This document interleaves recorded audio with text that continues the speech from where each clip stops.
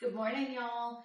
Okay, it's not even 8 a.m. yet, and we have a busy day. So we are doing a dump and go Crockpot Potato Soup. Happy Crocktober. It's another Crocktober day. Okay, so I was going to use frozen hash browns in this, and that is perfectly fine. But last night at small group, we decided to play with my little cheese slicer and ended up deciding looking to see what would happen if we used a potato. And we got the kind that are like hash browns, potato chips, waffle fries. So instead of wasting these, I just stuck them in the fridge, and we're going to put these in our crock pot. This is 2 large potatoes this size. I just wanted to show you. Let me move this stuff over. We literally just used it like you would a cheese slicer, except for it's a potato. Now I'm super into it. I really like it. This is just the cheese grater one, so this is probably not what I would use because it makes it too fine. But I did this with my potato, and I also did this with a small onion. So I'm going to dump that small onion in there as well. So we have about 2 large potatoes, a small onion. I'm going to add in a large family size can of cream of chicken soup right on top. We're going to do about 4 cups of chicken broth. I'm just going to use the rest of what's in this. I've already used some of it, so I'm just going to use the rest. Pour that right in. Clean that up. Okay, chicken broth in. I'm going to use a heaping spoonful of garlic in my seasonings. I'm coming in with a lot of garlic. All right. Now, to that, I'm going to season it with salt. And you're going to want a little bit of extra salt in this because those potatoes are going to absorb that salt. This is your only chance to get it, to get them to absorb it. So salt, pepper. I know we did an onion, but I still love my onion powder. So we're going to come in with some onion powder and some garlic powder. Salt, pepper, onion, garlic, onion. And then I would normally use a packet of ranch dressing mix, but I don't have enough. So I'm just going to finish up this big jar. So that's empty now. Okay. You can wait until it's done cooking to add in some heavy whipping cream and sour cream.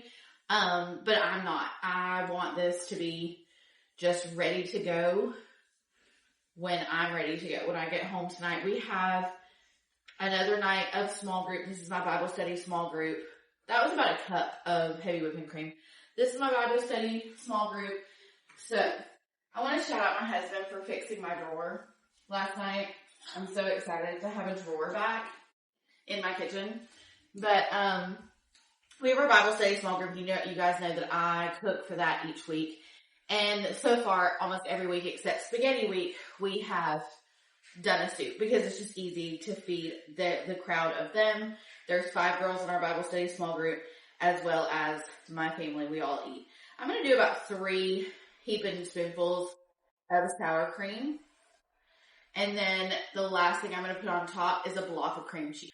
My friend Gwen told me if I stuck my cream cheese in the freezer for about 15 minutes before I'm going to use it, it would stop sticking to the wrapper as much. So I had to grab it out of the freezer.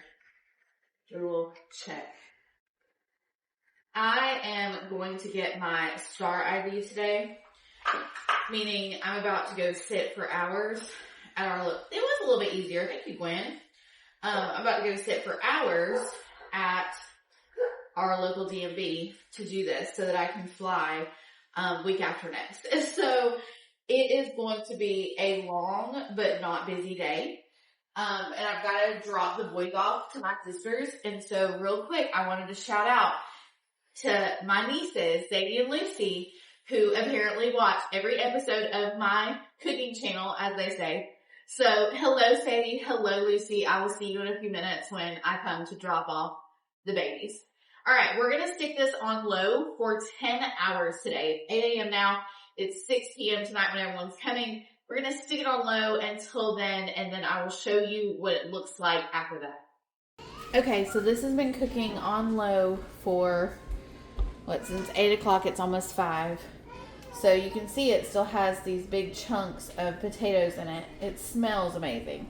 But what we're going to do is we're going to take our immersion blender and we are going to blend this up to make it smooth and just not have those great big chunks of potatoes.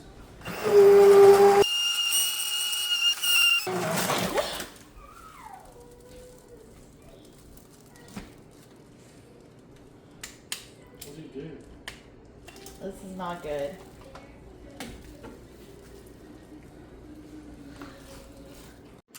Okay, I hope we all learned a lesson here today to use common sense and not to use an immersion blender with a crockpot liner. But we got it all cleaned up and it's fantastic. So yay! But ooh, it's all done and blended properly. I will say I blended this until it was completely smooth. My 10-year-old just had his tonsils out, so he's still struggling with anything solid.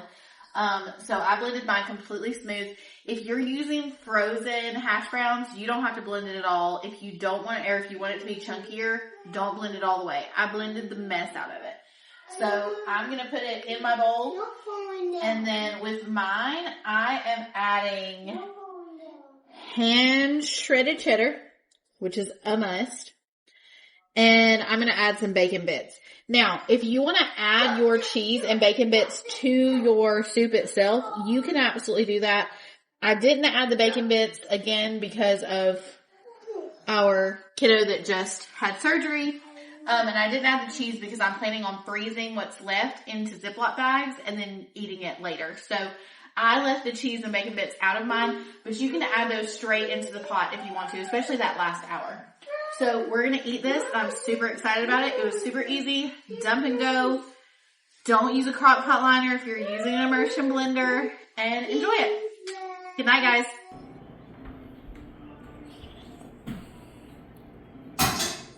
That's really good. Really, really good.